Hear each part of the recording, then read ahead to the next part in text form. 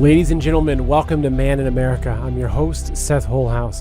So let me ask you a question, and you probably agree with me, but let me ask you though, do you think that sometime in the next 6 to 12 months there can be some kind of chaos here in America, whether it's post-election, post-inauguration?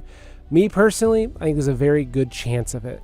And my guest today, Mr. Martin Armstrong, is predicting the exact same thing, unfortunately, with his models. And if you're not familiar with Martin Armstrong, he's a brilliant man. There's a documentary about him. I suggest you do some research on him. He's a guy that is literally one of the guys that the central banks bring in to consult, right? He's also one of the guys that for a long time was vetting presidents to see what their financial knowledge was. So he'd sit down, they'd bring potential presidents to him, and he would ask them questions, and he'd be able to give them an answer and say, look, this is how well this person understands the global economy, etc. So he's a smart guy, and he's got a lot to say about what he thinks is going to be happening over the next, say, 6 to 12 months, whether it's stocks or war, or more importantly, what happens with the election and what he thinks will happen with Kennedy and his role within the Trump administration. So folks, please enjoy the interview with Martin Armstrong.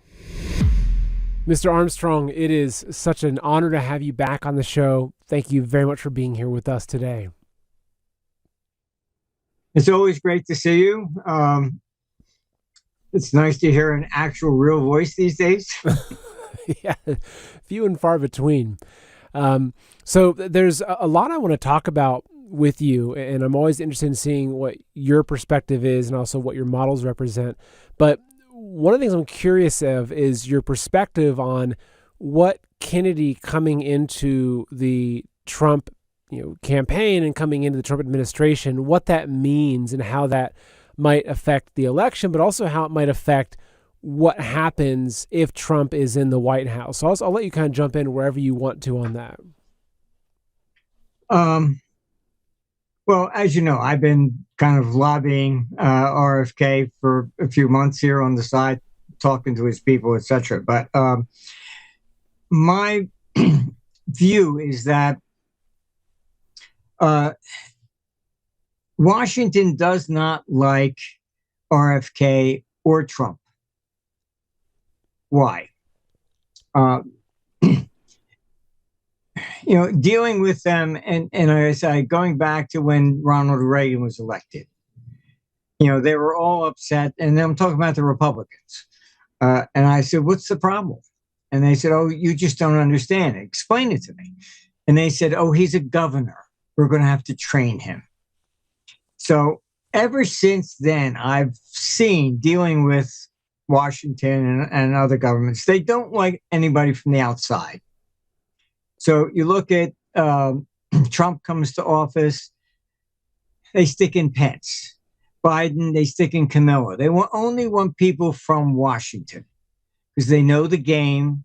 They can, pretend that, oh, yes, I'm against him, whatever. But when it comes down to spending, they all sign on to it, So I had kind of warned, and I think people have maybe thought I was a little crazy at first, but I warned them that there was no way that the Democrats were going to let him on the ticket.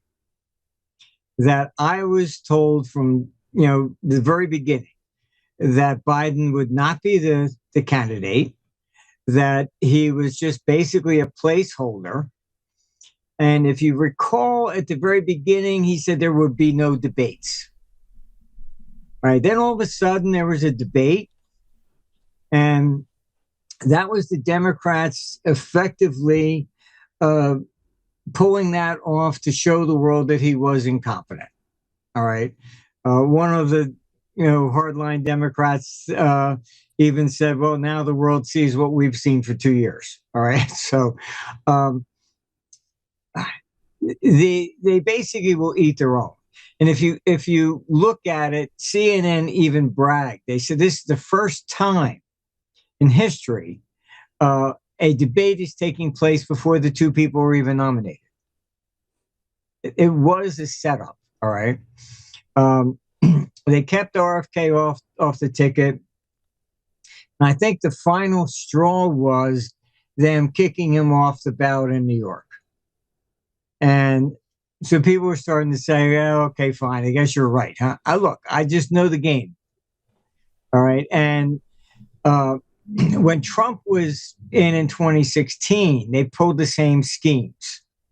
Oh, you're not from here. You have to give everybody confidence how you run the government. We need people, you got to put in people with experience. So everybody that, the cabinet was picked by them. You got John Bolton, all the neocons, and he starts firing these people because he realized they're all stabbing him in the back. So this time, the reason I was kind of behind trying to push RFK to join Trump is because they are both anti-war. And that's the commonality. They both understand the neocons. And I mean, I have, spoken with him, and and Bobby even knows, about Victoria Nuland, etc. So I thought, okay, fine. Yes, they disagree on some things. We all don't agree on everything all the time, but on the core issues, they did. And that's why I was kind of pushing them to get together. Now, what I have been kind of lobbying for, and I'm not finished yet. I'm trying on the Trump side, and I encourage any of your viewers to maybe start sending letters to Trump. I wanted RFK to become Attorney General, not head of HIH or NIH or any other nonsense. Why? Because you can be the head of any agency, very nice. Okay, you go in there and I'm going to clean it up. I'm going to change all the rules. Okay, great. All right. The next administration comes in, they change it all back. Nothing is guaranteed there. So I've been pushing that RFK should be Attorney General, like his father. So it's the same type of position, kind of runs in the family a little bit. But as Attorney General, he can actually indict Pfizer, etc., and indict these neocons that are really, to me, they've usurped the power of the government. What I find very curious, you have Merrick Garland, you have Blinken, and you have Victoria Nuland. All claim that their families were over there in that region and were persecuted by the Russians. What are the odds of 3 people in the Biden administration all having the same complaint against Russians? Is this a personal vendetta that you've usurped the power of the United States to abuse it for personal reasons? I mean, that's, to me, important conflict of interest questions that should be asked, but nobody will ask. And the reason I was also kind of behind this merger is a lot of people also don't know, and why I thought it would work was back in 2016, Trump had actually offered RFK a position to create a vaccine commission. And he agreed. They had a meeting in Trump Tower. And then what happened? Pfizer and the rest of them started lobbying on Capitol Hill to shut that down. So the vaccine commission was shut down a few months before COVID came out, very conveniently. All right. So that's why I've kind of argued that, look, he should be Attorney General. He can indict Pfizer, right? He can indict these neocons. You cannot, as the head of an agency. It's like pointless, because you can do all the changes you want. Next regime comes in, it's all back where it was. There's nothing permanent there. So our computer, which has been remarkable in its forecasts, because it's not my opinion. It's not calling up people asking what their opinions are. It's all based on economics. And back in 2016, it was all the polls said Hillary was going to win. Our computer said no, Trump would win. Same thing happened again with Brexit in Britain. All the polls were against it. And computer said, no, it's, he's going to win. In fact, Nigel Farage came to our 2019 conference we had in Rome that time. And he said, of course I'm here. He's the only one said I would win. And what this time it's showing, and you can look on our site, I mean, the 2020, it was evenly split between 6 models. And, Google, the Obama, I think he won by 51.5 or 52%, something like that. Most of these elections are just, 1 to 3%. That's it. This time, our computer has projected 2 models out of the 6. In fact, there's only 2 that even say that it would be close for the Democrats. All others are showing a Republican victory, and 2 of them are showing, one is at 61% and the other at 59%.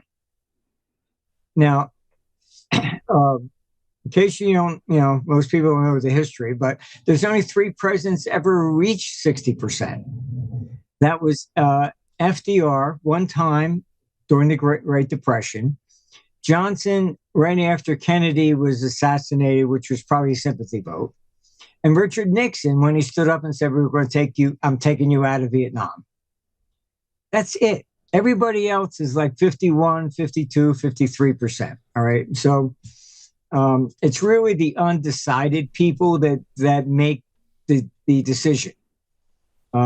Effectively, I think you got 40% that are Democrats who always vote Democrat, no matter what it is. They vote by the label. And the same thing on the Republican side. Do those people even listen to issues? I don't know. I don't know if they would ever change their vote based upon what somebody does. But you have to understand, like I've said before, I could run for Congress. I'll say whatever it is you want to hear. I'll save the whales. I'll make it rain only on Thursdays, whatever. And then you get to Washington, and day one, there's a meeting, and they say the same thing. They say, okay, fine, great, glad you're here. Now here is how you vote. Okay, and just look at the votes. They're down party line. All right, even when there's a Supreme Court decision, it was, the right wing voted against the left. This is the way it's always presented. So, who you vote for, whatever they say, is kind of irrelevant because when they get down there, the only time I saw rebellion of that was the Tea Party. If you remember, it was like 80, some of them got elected. And at that first day meeting, they said, no, we're here for something else and we're going to vote this way. But there were enough of them to do so. And so John Bonner was the head of the Republicans at the time, and he could not deliver the Republican vote.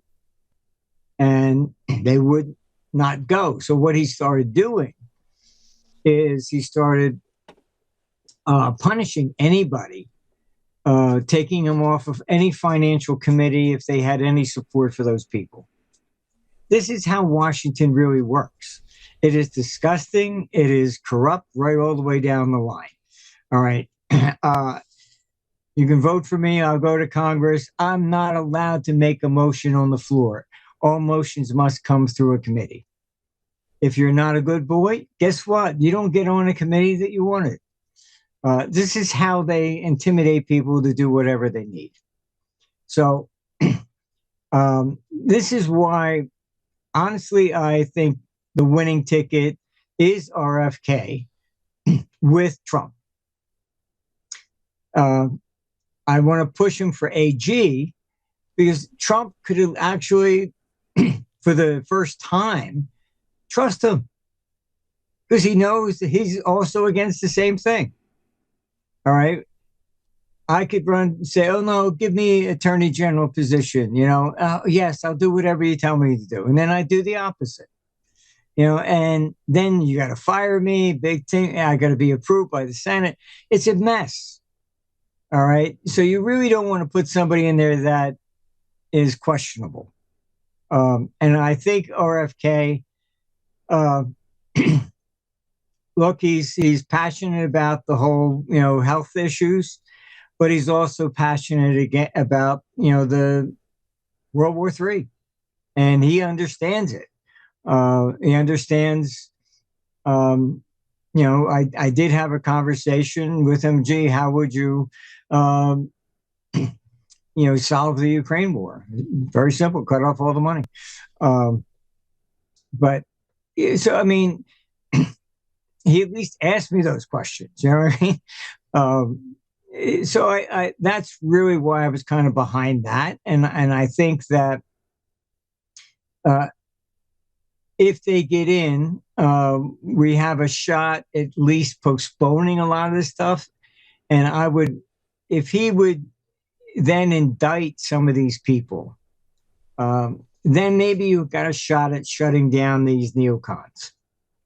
But I mean, I know some of them, and I've known them for a long time. And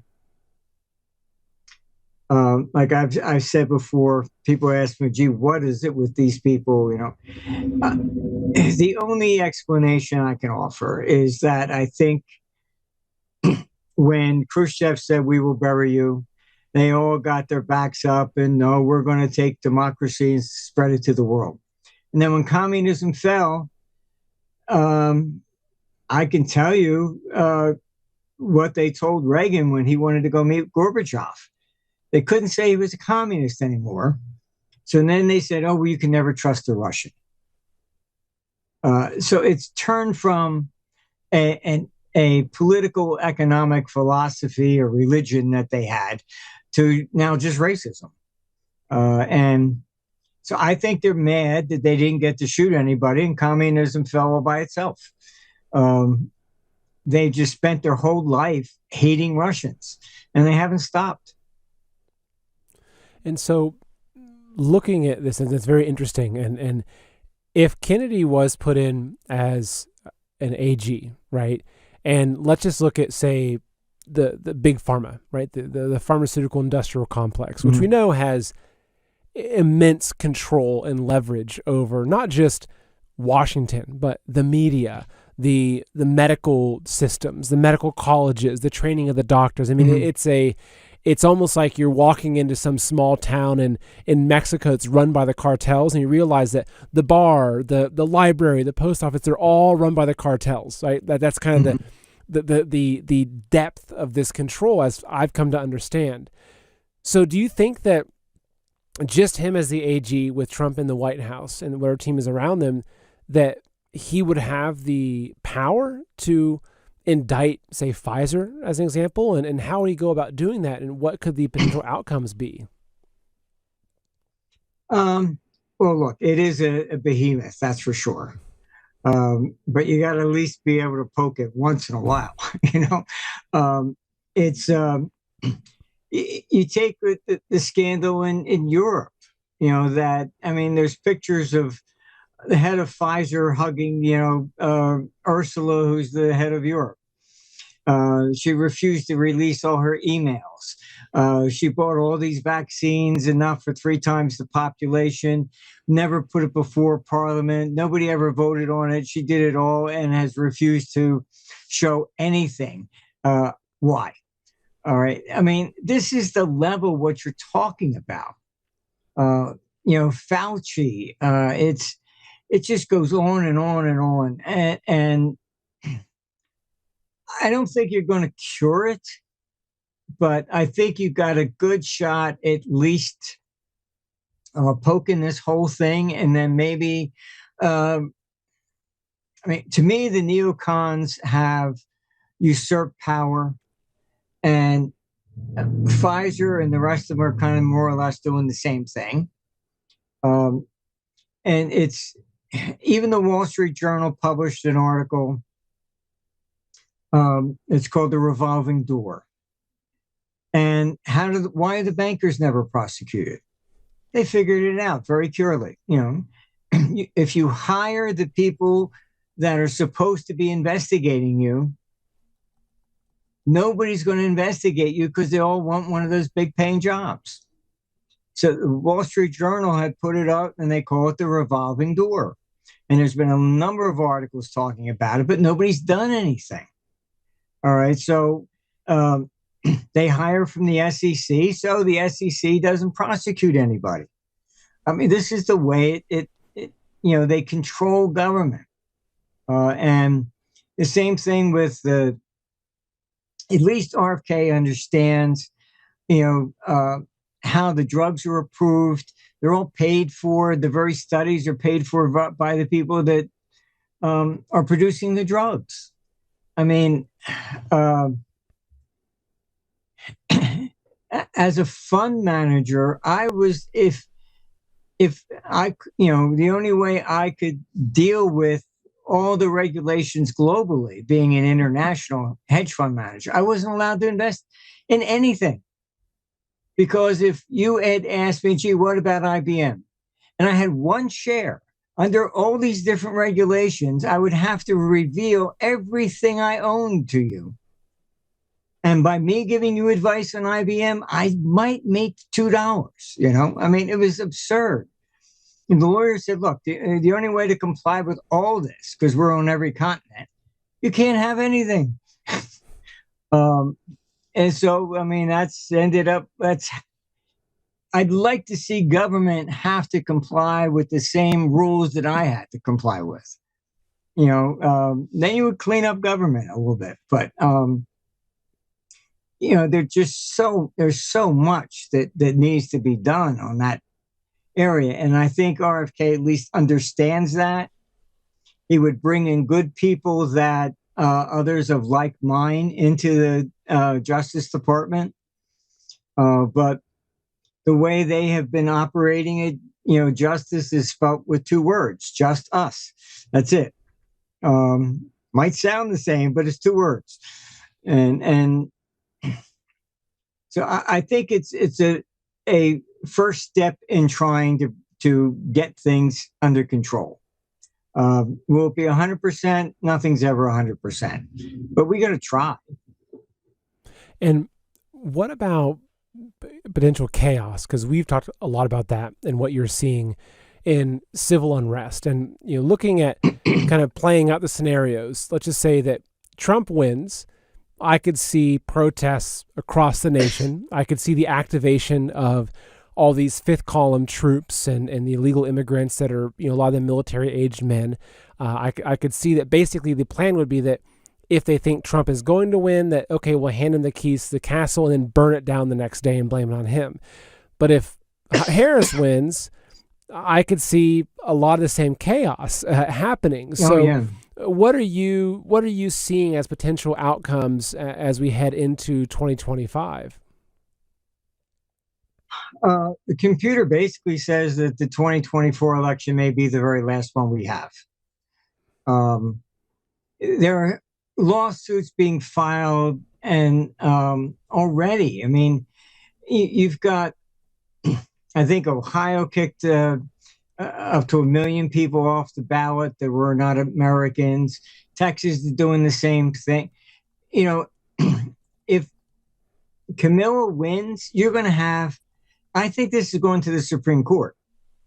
We're not talking about voting machines and, she counted something twice, or the laughable things that,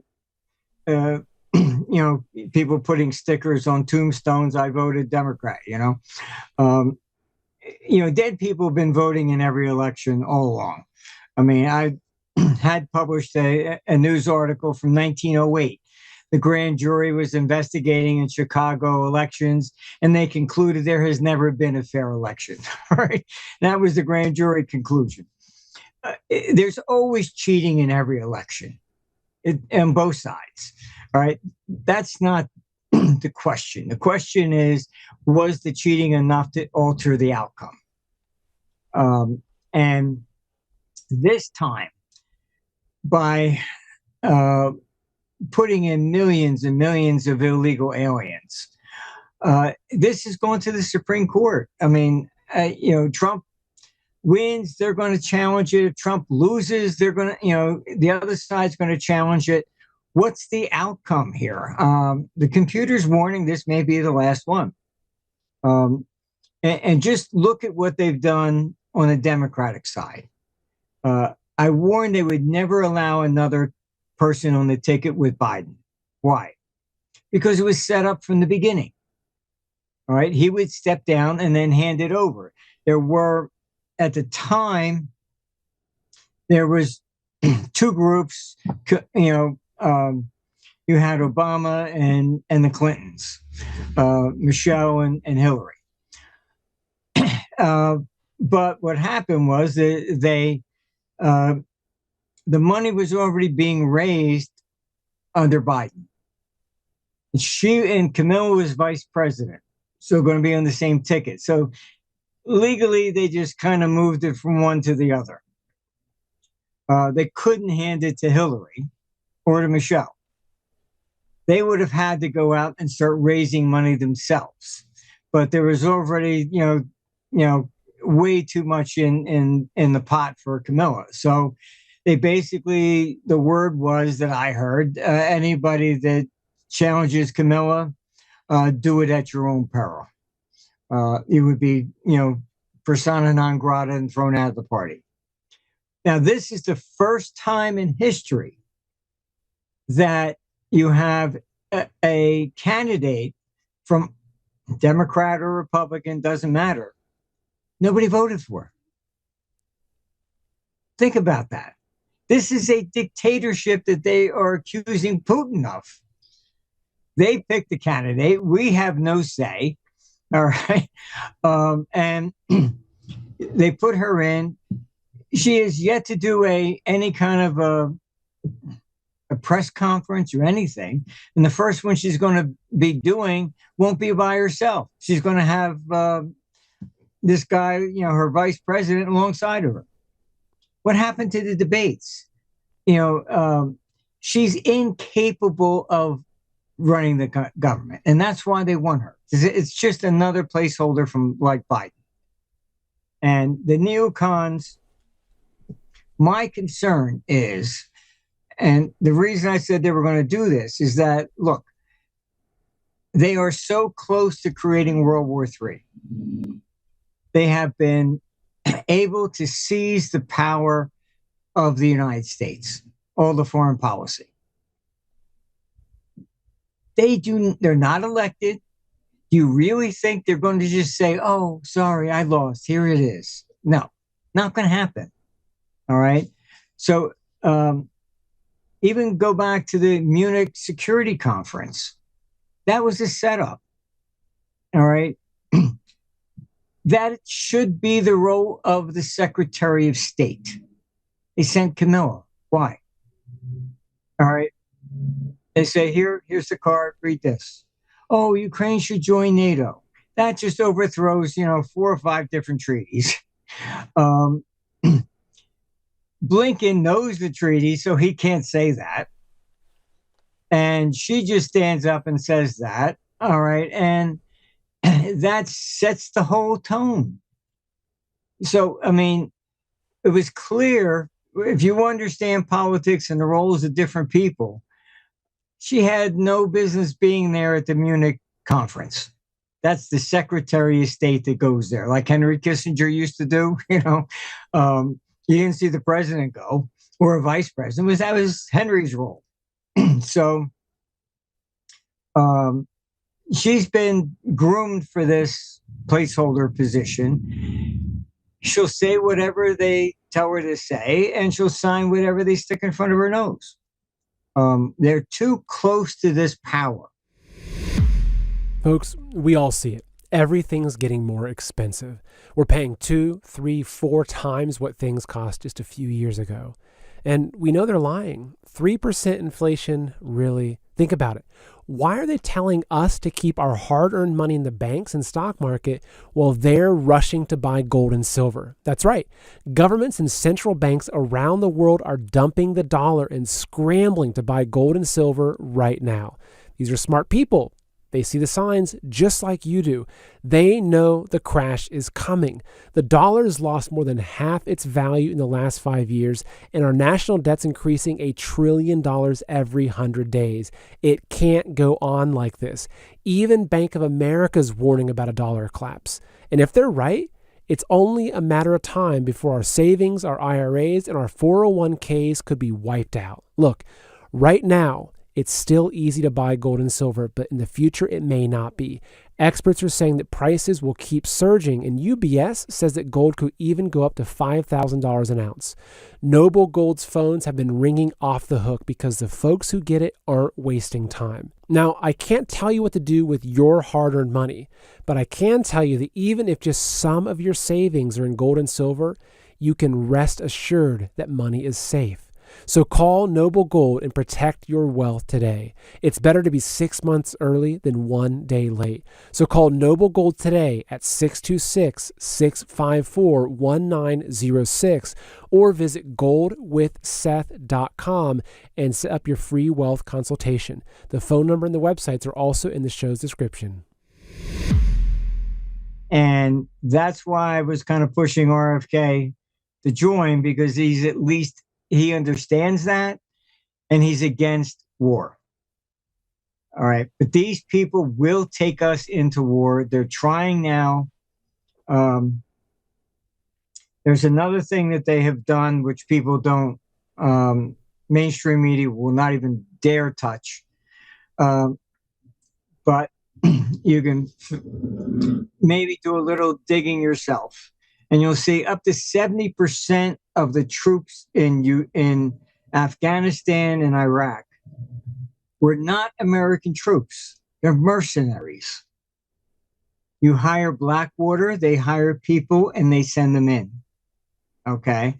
What is the difference? The difference is the neocons can get an approval to give money to Blackwater.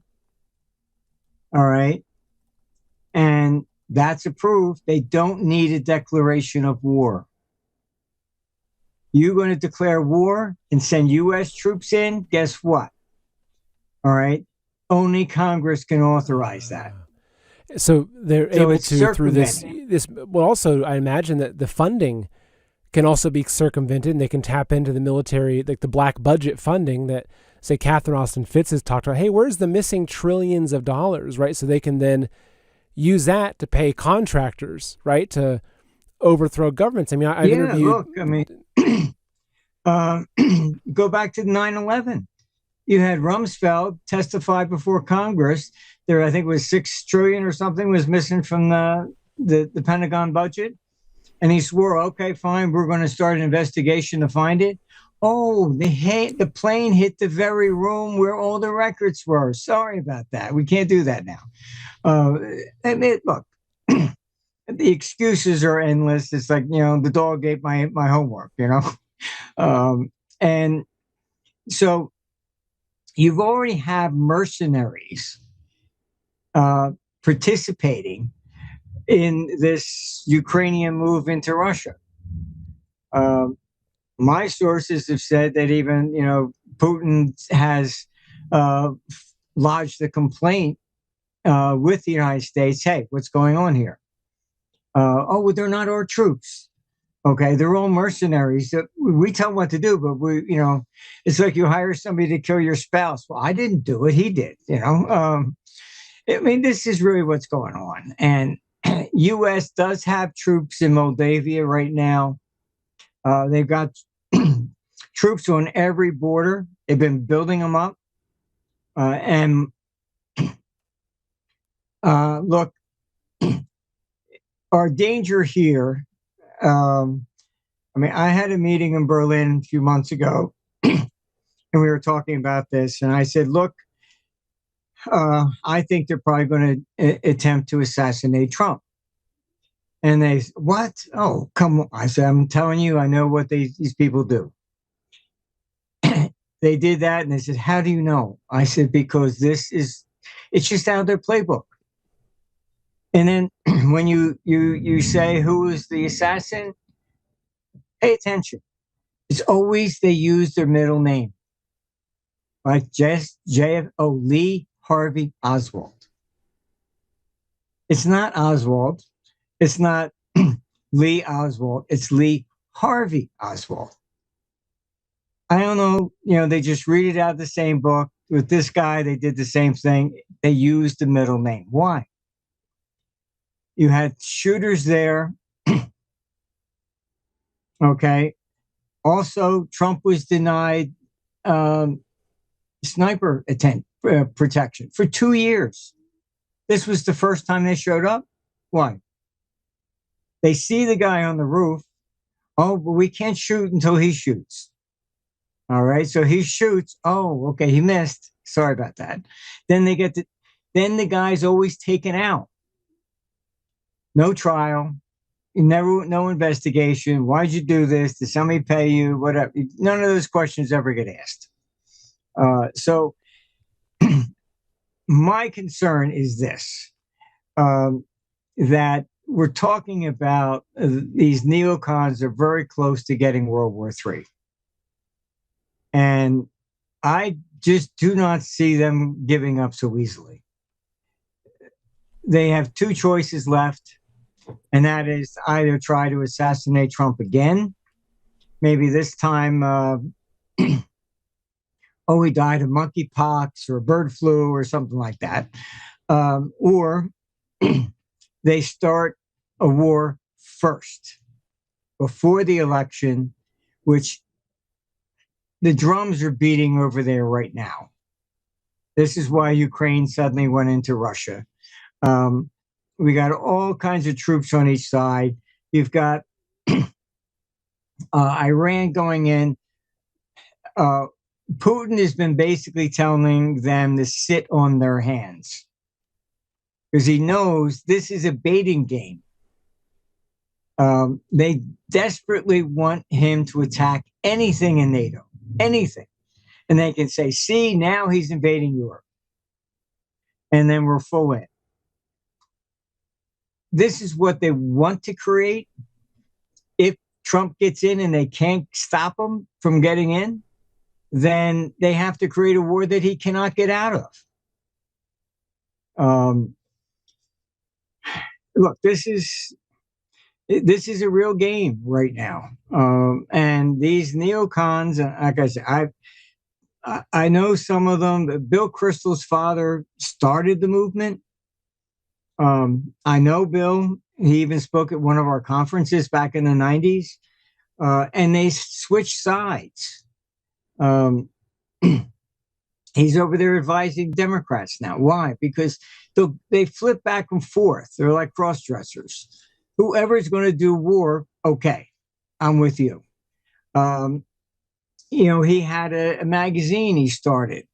And because Trump was anti-war, he started trashing Trump, and his magazine basically collapsed. So, look, he wrote the book to go into Iraq.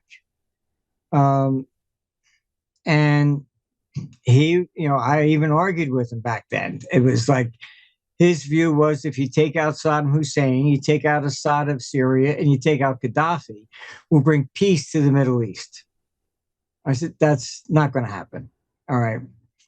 It has been declassified, some of it, that they thought that they would go in, take out Iraq. And then what would happen would be they thought they could take Iraq out in a matter of weeks, and they would move directly into Tehran. All right. Iraq, they got bogged down in. So, look, this is what these people want. There is no explanation other than they've just hated Russians from day one. I don't know. And no matter what happens, this is their agenda. And from a financial standpoint, they're idiots. You've got Blinken threatening China, we're going to put sanctions on you if you help Russia. So then what do? They create BRICS. You've now divided the world economy. All right. That's really geopolitical. All right. China dumps 53 billion of US debt first quarter this year. You do not hold the debt of your enemy. You go into war, guess what? They own 10% of our national debt. Sorry about that. We're not paying you. They default on it. All right. China knows this. So they've been trying to sell off stuff, but this is where we're at. You have to understand that, Blinken and threatening China over Taiwan. All right. So if China stops buying our long-term debt, you're going to see the spread between short-term rates and long-term rise. They got as high as almost 9% back in 1980. All right. If you cannot sell the long-term debt, long-term interest rates rise. And if you cannot sell the debt to pay off the old, because we're in this Ponzi scheme, that's when the default comes. So it's all kind of really connected. And so when we start looking out going forward, it does not look too good. All right. Mainly because these guys are really screwing everything up from Sunday. But, this is what I think we have to pay attention to. And in the financial markets, most of the analysis that people hear is pretty much wrong because it tends to be only domestic oriented. Well, what's the Fed going to do next? Blah, blah, blah. Then you have the international situation. For example, I got called back into the 1987 crash. They didn't understand it, but you can read the ending conclusion to the Brady Commission report. I yelled and screamed at them. They finally understood what I was saying, that they had sold a third of the national debt to the Japanese. Now you're standing up and saying you're going to lower the dollar by 40%. They're going to sell. All right. These people don't understand international finance. Russia, the same thing. I had stood up and I said, look, Russia's going to collapse. Did that in June of 98. Russia's going to collapse. They give it about 30 days. We're seeing like 100 billion going in, but 150 billion pouring out. All right. London Financial Times put that on the front page. All right. Russia collapses. That sets off a problem because all these hedge funds, all right, they can't get out of the Russian trade. There's no market. So to raise money to cover those losses, they start selling everything else. All right. You just went through the same thing in the beginning of August. All right. Stock market crashes. A lot of people ask me, gee, how come you knew it was just going to crash and then immediately turn back up? Because it was international, not domestic. Okay. And it was the yen carry trade.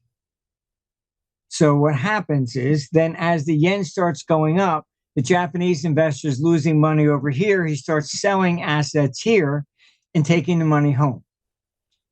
As the yen goes up, the people that were borrowing yen because it was cheap start losing money.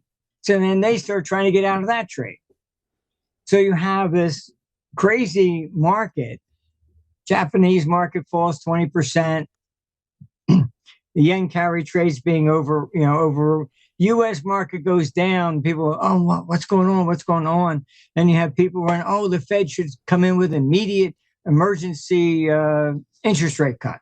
I said, people you don't know what the hell is going on. It was domestic. You would do that for a domestic issue, not international. Lower the interest rate, and guess what? The foreign investors that are here, it's time to sell. And they take their money back. We have to start understanding we are all connected. This, it's not all about, oh, gee, the Fed, what's they going to raise it, lower it? That's very nice. But there are international issues here that are going on. war, etc., we got to pay attention to. It's external at this point. So you've heard the news. Food factories burned to the ground. Millions of chickens gassed in the name of bird flu. Bill Gates and the CCP buying up farmland like there's no tomorrow. The government is literally paying farmers to slaughter livestock and shut down farms, and bugs are on the menu whether you like it or not. Just think about where this is headed. Henry Kissinger once said, "Who controls the food supply controls the people." And history is full of stories of tyrants using food to break people's will. Now, look, you're watching my show, which means you're probably not the kind of person that'll bow down to tyranny. But how long can you hold out when your kids are hungry or when you're forced to take a jab to eat? Look, I understand you have your own situation and you can only do what you can. But imagine how good you'll feel knowing you've got a couple months of food stashed away for when it all hits the fan. And as the old saying goes, it's better to have it and not need it than to need it and not have it. But listen, not all storable food is created equal. A lot of the big food bucket companies use cheap fillers to lower the price per calorie. But in fact, it's during those difficult times when medicine's hard to come by, when clean water is hard to find, perhaps when you're struggling to survive, that's when nutrition matters more than ever. So this is why I recommend Heaven's Harvest. They're a Christian, patriot-owned company that has high-quality storable food that will last for up to 25 years. So folks, don't waste another minute. Go to heavensharvest.com, and when you use the promo code Seth, you'll save 15% off your entire order. Again, that's heavensharvest.com and promo code Seth to save 15%. Folks, order now before it's too late. And I mean, it seems like the whole world is just on the edge of chaos with this. I mean, you have these big, powerful forces trying to shove us off that cliff, and you've got a handful of people trying to prevent that from happening. But, one question I do have is that what we're seeing is I'm seeing consistently, whether it's Twitter posts or TikTok videos or even my own friends and family that are reaching out and saying, look, you were kind of right about this stuff. And I'm changing, and they might hate Donald Trump. It doesn't matter. But they're seeing a lot more of the truth now. And I think that this is something that we're seeing around the world, but especially here in America, that people are breaking out of this propaganda, out of this brainwashed program that's been put into them since childhood, and they're seeing the truth for what it is now. So how do you think, it might be hard to quantify, but how do you think that affects, what weight do you give that in terms of what happens in November?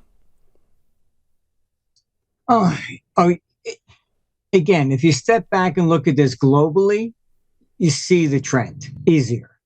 All right. You had the EU elections. What happened? Oh my God, it turned right. They threw out who was there. France, the same thing. All right.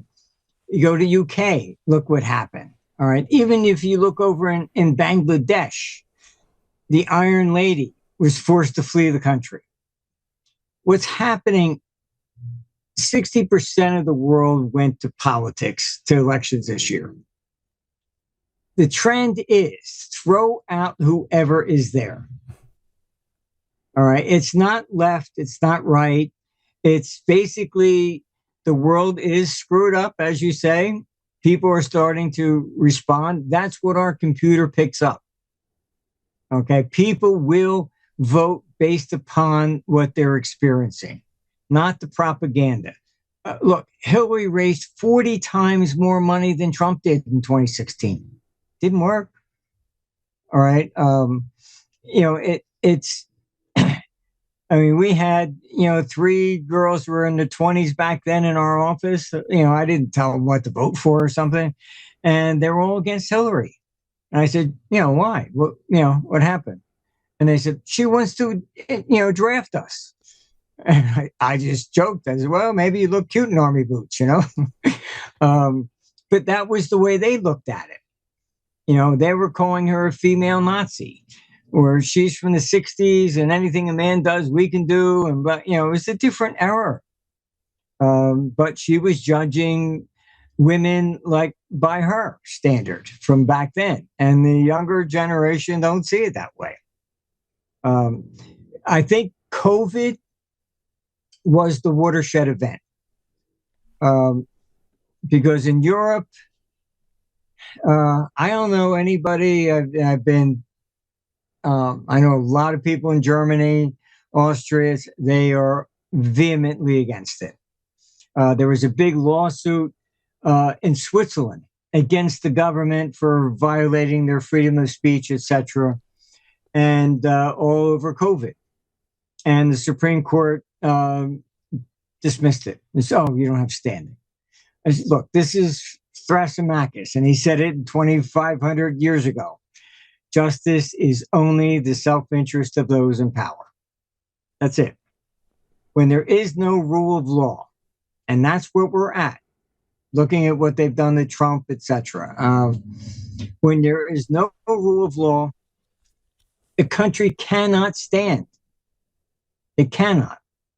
All right. So this election, and I think that's what you're seeing. You look at the global trend, Trump should win. It's like just throw out whoever's there. And my concern is we are going to see very large civil unrest. How are they going to handle this? Because these neocons, and I can tell you, you can even Google, why did they take out JFK? He was against war, but the CIA, and it's on Wikipedia, Google, Northwood Project, and they propose killing Americans, blaming it on Cuba to justify going in to invade Cuba. JFK turned it down. And after that, he wanted to shut down the CIA. Then you had Richard Nixon, they chased out of office. Why? There was a tape. Also, the head of the CIA was in his office, and he said, I know who killed JFK. All right. Watergate, I think you could have got a couple of thugs from any inner city that could have robbed an office without getting caught. To CIA. Oh, you got me. Sorry about that. I mean, I bumped into Nixon on the beach in New Jersey after he was out of office. And I was kind of surprised. He didn't have Secret Service at the time. There were a couple guys there, but and so I saw it firsthand. And when I Googled it up, all right, when he left office, he declined Secret Service protection and hired his own people. Why? Just ask the question, why? Why is it over 60 years we still don't have the documents from the JFK assassination? All right, what are they hiding? I mean, if that showed Russia did it, they would have had that out in 3 weeks and we would have been invading. Come on. So what you're seeing, I think, is on a global scale, because I'm seeing it in Europe. And I get emails from everywhere. And you're right, people are waking up. I get emails from people that say, yeah, I voted against Trump before, but, I think you're right. I'm voting for him this time. This is, I think, part of this, end game into 2032 that our computer's talking about. It's, you're not going to fix something unless you see it's broken. And I think the biggest mistake they made were all these criminal charges against Trump. Because overseas, what I get is, what the hell is going on in America? And then Brazil goes, oh, that's a good idea. And they go to criminally charge, Bolsonaro. Pakistan, through the former president in prison. I mean, if you're going to, we're just like a banana republic at this point. I don't like what you're going to say, so I put you in prison. The headlines today, they locked up an 11-year-old kid in London, um, wanting to extradite people that speak against the British government, no matter what country you're in. What is it? What, you think this is the British Empire again? You control the entire world. I mean, this is why you're seeing this sort of activity. When government knows it's losing power, all right, they get much more aggressive, much more authoritarian, and this is what you're seeing in London. And unfortunately, you're beginning to see it here. And the cancel culture. I mean, oh, you said something against COVID, take them off the air. I mean, I don't know. I mean, there is no free press anymore. It's a former VP of New York Post that told me the government calls, says we have a favor. Spin it this way, kill it, or whatever. If you do not, they come after you personally. Oh, did you pay your taxes? They don't go after the newspaper. They go after you personally. The guy that Snowden, in LA was going to hand everything to, suddenly drives his car into a tree. Who did he give this stuff to? The Guardian in London, because he couldn't give it to any American. Just wake up and see. I mean, unfortunately, when they are losing power, they will do whatever it takes to try and hold it. And that's what I'm concerned about. So just be careful, because September looks like it's percolating already. You may see the markets come down sharply, but they've got troops there already in Moldavia and all over the place. They're all sitting around the borders of Ukraine, formal troops. Mercenaries, they got them in there already. But look, they want to be able to do something. And if you look up history, you'll see that FDR kept trying to get us into World War II. Congress refused. All the evidence suggests that he instigated Pearl Harbor. He did the same thing that we've done to Russia, froze all their assets in the United States, seized them, put an embargo. They used to get our energy from the United States, cut that all off. Then they said, well, they'll get it from someplace else. And he basically said, okay, fine, we're going to put an embargo to prevent you from buying energy from any place else. That's why they went after Pearl Harbor. And there was, what I'm saying here isn't conspiracy theory. It was so prevalent. Look it up. There was a Senate investigation, because then they found out that they knew they had already broken the Japanese code. So they knew the fleet was coming. There was even a newspaper account the day before and said Japan's going to attack. All right, somebody leaked it. But there was a Senate investigation. Did FDR know? Did he use this to get us into World War II? The conclusion was, well, we're not sure he knew in advance. Very convenient. Of course. But of course. Look, this is what they do. He got us. He could not get us into. There is a speech he gave in Boston that I did watch, and the Irish blamed the English for the potato famine and all that. And he was up there, and they were vehemently against him. They did not want to get into World War II. They said, after what the English did to us, you want us to go over there and defend them? They said, no way. He then promised in Boston, all right, no boots on the ground. Let me at least send arms. Okay, that was his promise in Boston. You can look that one up. So this is what they do. That Project Northwoods, let's kill some Americans and blame it on Cuba so we can invade. most people that I know with common sense in this area, they expect some sort of a false flag. Blame it on Russia to justify going in. And Ukraine, you can also look it up.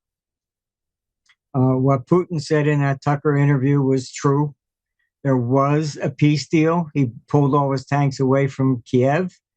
And then Boris Johnson hopped on the plane, went over and told Zelensky, no, you're not allowed to sign a peace deal. Over 500,000 Ukrainians are dead since. And that made the front page of the Ukrainian Pravda newspaper there. And it has caused many Ukrainians to question whether or not they're in charge of their own country. And do a little bit more digging, and you'll see, yes, the head of his security guard is a personal friend who's Ukrainian. Who are most of his security guards? Americans. Why? Because he doesn't trust Ukrainians. They know that they've been set up. He suspends elections for the duration of the war. So he's a dictator. All right, you can't remove me. You know, but we're fighting for democracy, you see. Then you have Lindsey Graham on Meet the Press, and I guess he forgot the script. He suddenly came out and said there's $10 to $12 trillion of assets and natural resources under Crimea. It's a gas field. We can't allow Russia and China to get that. I thought this was democracy. You know, oops, he said the truth for once. You know, like Iraq. I mean, it's over oil, pipelines, whatever. So you're right. It's more and more people are waking up. They're starting to see this, and they're questioning what's going on. And rightfully so. So, Martin, before we sign off, I want to bring up your website for folks, armstrongeconomics.com. Great resource. You've got a lot of really good information on here. Anything else people can do to support you or follow what you're doing? Just go to the site. You don't have to register. We don't sell advertising. We try to keep it as an open spot. Don't need donations. Thank you. Anything like that. What we do for governments, we do not charge, because if you get any money from a government, there's always a string attached. So we try to just stay as open, free source for everybody, so you can look at everything and you get to see what's really going on in the world. Well, great. Well, Martin, it's always a pleasure having you on, and I guess we'll see. I mean, I think regardless of what happens, it's going to be a wild time ahead of us. So, it's great. This election is off the charts. Just be careful about September. If they're going to start something, it may be starting right now, ahead of the election. Certainly before January. We live in very challenging times. Yeah, we do. Well, Martin, thank you very much. Take care, and God bless. Well, thank you for inviting me. Take care. Of course. Folks, hold off on purchasing your first order from Balance of Nature, because I have some important information you need to hear. If you go to balanceofnature.com to buy their popular fruit and veggie supplements, a discount offer will pop up. It may say 20 or 25% off your first order. Don't click that, because if you use my code, you'll get 35% off your first order plus free shipping. So my code is Seth. SETH. Use my code and save big. And here's another bonus. Balance of Nature has a risk-free money-back guarantee. So go ahead and find out for yourself what I already know. There's no other product out there like Balance of Nature when it comes to fruit and veggie supplements. So whether you order online or call them direct, you must use the promo code Seth to get this special offer of 35% and free shipping. So call them at 800-2468-751 and use discount code Seth, or Order online at balanceofnature.com. Use discount code Seth to get 35